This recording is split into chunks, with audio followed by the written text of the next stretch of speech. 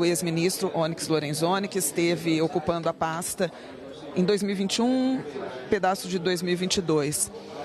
Esse depoimento pode colaborar, assim como teve o depoimento de outros dois ex-ministros, senhor Carlos Lupe, senhor Mohamed Oliveira.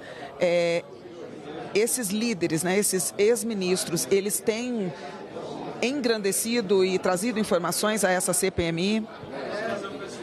Olha, a palavra do Onyx, né, ela é de caráter de coordenação geral do sistema previdenciário.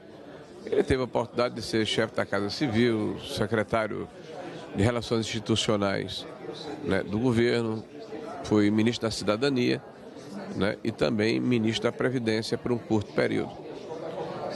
Eu acredito que ele vai ter a oportunidade de esclarecer algumas imputações que lhe são feitas aqui por alguns membros do governo em relação à sua forma de trabalhar, né, a maneira como ele se comportou à frente do Ministério.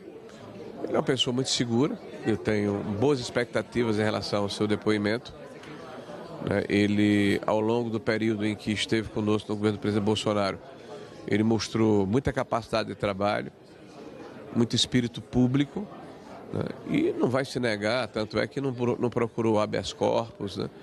Ele está vindo aqui numa casa de pares, ele que já foi deputado federal 6 vezes, né, conversar e esclarecer eventuais dúvidas que porventura existam em relação ao período em que ele administrou o Ministério da Previdência, mas sobretudo deixar claro que há uma hierarquia dentro do processo, às vezes não compreendida por aqueles que aqui vêm ou que nos assistem, porque é uma guerra de versões. O INSS é uma autarquia. E o que significa isso?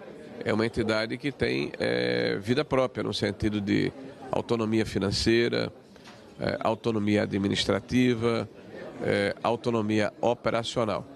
O único ministro na história recente, eu falo dos últimos 30 anos, que interviu nesse processo foi o ex-ministro Carlos Lupe, né, que determinou por portaria que todos os contratos acima de R$1 milhão passariam pelo crivo do ministro da Previdência e todas as contratações a partir do F5.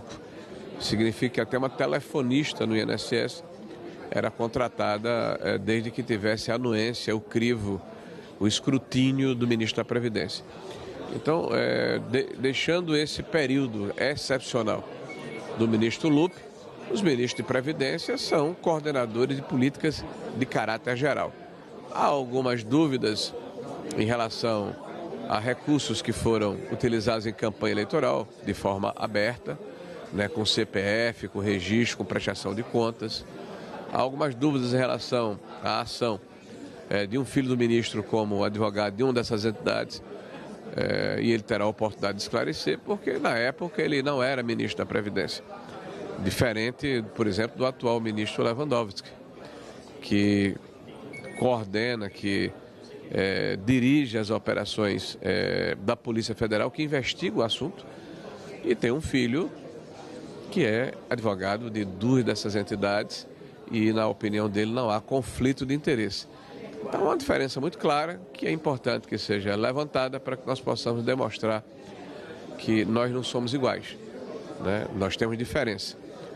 Quem respeita a ética, quem tem cuidado com o dinheiro público, quem se preocupa em dar satisfação à sociedade, é diferente de quem não faz.